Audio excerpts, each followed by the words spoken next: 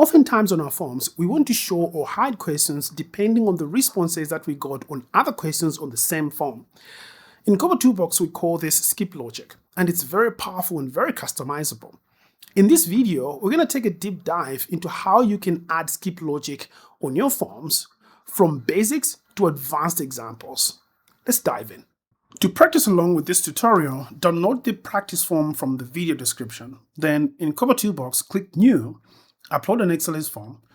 You're going to drag and drop the file here, and then you're going to finish up the dialog box and then click on Edit once your project has been created. For our first example, we want to display the question, what is the name of your school, only when the respondent said yes on the previous question. Technically, skip logic is called relevance. You're adding a condition that would define when the question is relevant to be displayed on the form. So you'll see that skip logic conditions are always added on the questions or a group of questions that must be hidden or displayed based on a response on another question. So in this case, our skip logic will go on the question, what is the name of your school? We want it to only be displayed in certain cases but not others. Go to the settings, skip logic. For more skip logic, just click add a condition. Let's going to use the simple visual builder. It says this question will only be displayed if the following conditions apply. First step is to choose the question that controls the skip. Click select question from the list and choose the previous question. In the middle, click and choose a logical operator. Then click to choose the value. The question will only be displayed when we choose yes. Sometimes you have multiple questions that have to be skipped all at once. For example, we are asking if the organization conducted any training sessions this quarter. If they say yes, we have a lot of questions to follow. You can add the same skip logic on all of the questions, but that's going to take you a lot of time. Instead, group the questions that need to be skipped, then go to the settings of the group, skip logic, add a condition, choose the question controlling the skip, the logical operator, then choose the value. Let's preview. The group of questions will be displayed only when we choose yes. Let's take this up a little notch. This time we have multiple skip logic conditions. We're asking the gender and the age of the person. Now, if the gender is female and the age is about 15, we want to ask if the person is pregnant. This is just for example purposes. Again, we'll add this logic on the question, are you currently pregnant? So settings, skip logic, add a condition. First, this question should appear when gender is female. So a question will be gender, then equals, and the value is female. But then not all females. We want those 15 years or above. So I'll click on add another condition. Question will be age this time. Then click on logical operator and choose greater than. Click on the response value and type 15. Down here, we need to choose if this question should only be displayed if all of these conditions were met, or if at least one of the conditions were met. The first one is what we call the AND connector, and the second one is the OR connector. But the statements in the user interface makes it much easier to understand. We want to show the question only when both conditions were met. As you can see here, we can keep going. But one caveat using the add a condition option is that we can only join the conditions with only one connector. So if we have 3 conditions, they will all be joined by the same all conditions must be met. We cannot mix them. So if we have a scenario where 2 conditions must be met, or at least that or another condition, we'll have to write our own XLSForm logic for that. We'll see an example of that shortly. But now let's say that we want the question to be displayed when age is between 15 and 60. We already have the condition that says age must be above 15. We can add a third condition saying age must be below 60 by clicking add another condition, choosing age, but this time less than 60. Let's preview. So only when both conditions are met is when we're going to see the question, are you currently pregnant? Now, take a look at this example. We're asking, do you own a motorbike? Then we're asking, do you own a car? In the end, we want to ask how much do you spend on fuel per month? This question should go to those who own a motorbike or a car or both, but not if they don't own either one of these. So the connector we're going to need for this is called OR. So go to the settings, add a condition, choose the first question, equals yes. Then we'll add another condition. Choose the second question, equals yes. Then click this drop down. Now this time we'll choose at least one of these conditions must be met. Let's preview. When I choose yes on either of the two questions, then we're going to ask about fuel costs. There are certain scenarios where the option to build your own skip logic visually, as we have been doing with the add a condition option, doesn't work. For example, if you have a complex logic that requires using both and or if you must perform some calculation or use a function inside the logic. In these cases, you will need to use the option manually enter your skip logic in XLSForm code. This requires some basic understanding of XLSForm.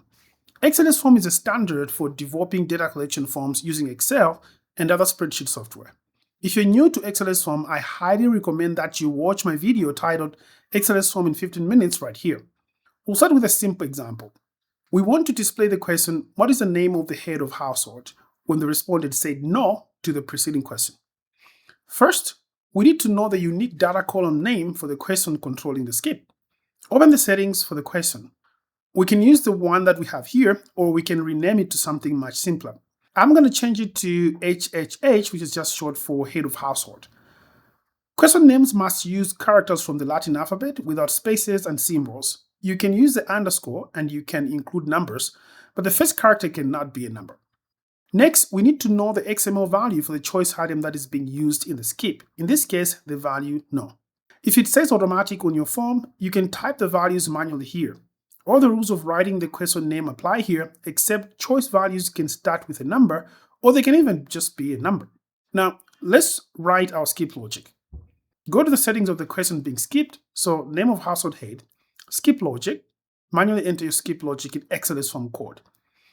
Typically, you start by referencing the question controlling the skip logic. You do that by typing $, curly bracket, then the data column name of the question that you're referencing in the curly brackets, then you close the curly bracket. So this is going to be $, curly bracket, HHH, close curly bracket. In your mind, think this question will be displayed when the HHH question, which we have referenced here, so equals the value no. Since the value no is text, we wrap it inside single quotes like this. Done. Let's preview. Now when I choose no on this question, we'll have the follow-up question. In the previous example, we wrote XLSForm code for skip logic where the controlling question was a simple select one question. When writing skip logic where the value that you're trying to match is from a select multiple question, you have to do something a little bit different. Let's look at the scenario. I have 3 questions. Which crops did you grow? With options maize, rice, beans, other, and none. I have already defined the XML values for this question, and the question name is crops. Now, if the respondent picked other, we want to display the question, what other crops did you grow? Let's try what we have done in the previous example here. So settings, manually enter XLSForm logic. So you would think we can just say $, open curly bracket, crops, close curly bracket, equals, in quotes, other, right? Well, let's preview. See, it doesn't work. Well, why is that? In a multiple select question, when I choose multiple values, the answer is stored as a space delimited list. So the answer is going to be maize, then a space, rice, space, other. We're trying to check if we chose the value other, but KoboToolbox can't see that from the string that comes out of the question. So every time you're writing a skip logic where the controlling question is a select multiple, you use a function called selected. Functions are like predefined shortcuts that do some specific things. The selected function is used to check if a specific value was selected from a select multiple question. So instead of what we did here, we should instead say selected, open bracket, close bracket. Now in the brackets, you first mention the question that we are trying to find the value from. So that's going to be crops. We're going to write it as $, open curly bracket, crops, close curly bracket. Then a comma. Then you specify the value that you're trying to find. So that's other in single quotes. Okay, let's add some more knowledge. I have an extra question here that says, what was the total land size that you planted? I want to show this question if anything was selected except none.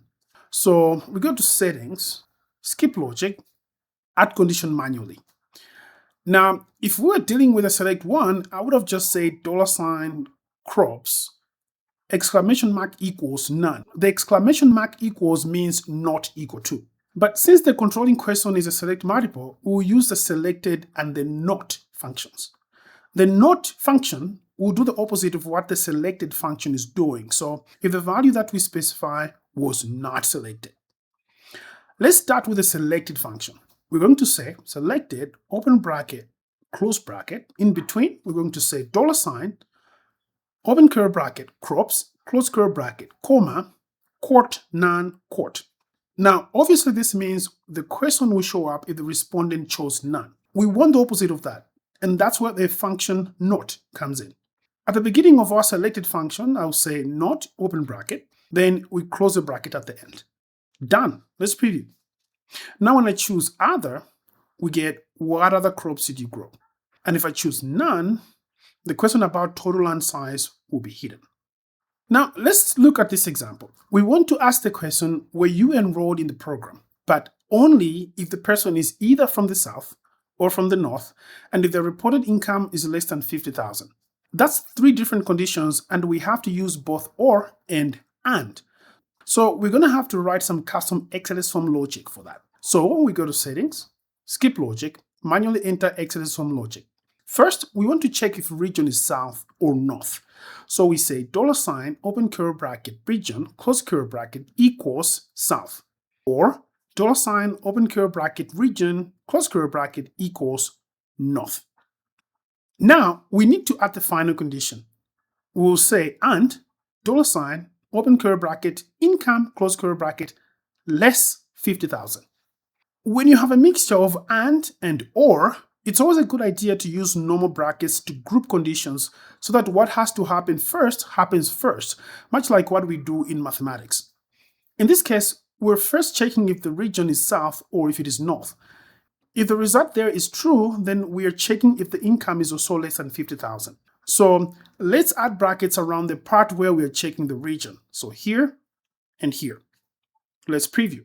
If a region is south and income is less than 50,000, we show the follow-up question. If region is north, same thing happens. But if it's central or if income is more than 50,000, then we hide the question.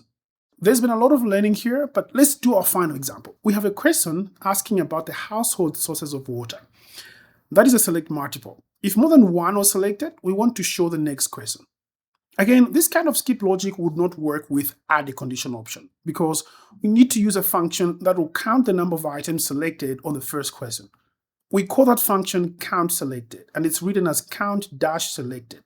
So let's add our custom logic. We're going to write count-selected, open bracket, close bracket. In the brackets, we put the question from which we are counting the selected items. So $, open curly bracket, water sources, close curly bracket. The function will give us the number of items selected. So we want to show the question if the number is above 1. So we say greater than 1 at the end. Let's preview. If I select more than 1 items, we show the follow-up question. If you loved this video, then you're also going to love our courses with certificates on the Data for Development course platform. We have courses on KoboToolbox, Power BI, SPSS, Stata, and more. And you can get started with our free membership by going to datafordev.com/free.